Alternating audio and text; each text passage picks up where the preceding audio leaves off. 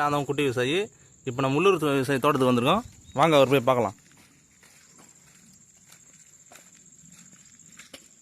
குட்டி விவசாயி எப்படி இருக்கீங்க?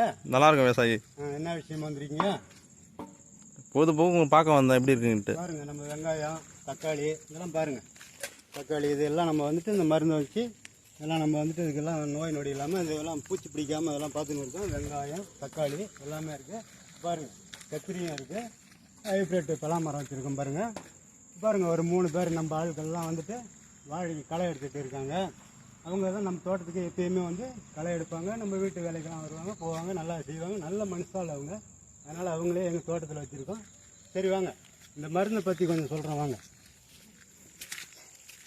இது பாருங்கள், இந்த மருந்தை தான் பயன்படுத்துகிறோம் நாங்கள். இது வாழைக்கு, கத்திரிக்காய், தக்காளி, வெங்காயம் எல்லாத்துக்குமே இந்த மருந்து தான் பயன்படுத்துகிறோம். இப்போ நீங்கள் வந்துட்டீங்கன்ட்டு மருந்து அடிச்சிங்கன்னா நிப்பாட்டி உங்கள்கிட்ட பேசுகிறேன். இந்த மருந்து தான் மக்களே, நல்லா பார்த்துங்க. உங்களுக்கு உங்கள் தோட்டத்தில் அடிக்கணும்னா இந்த மருந்து வாங்கி பயனடைங்க.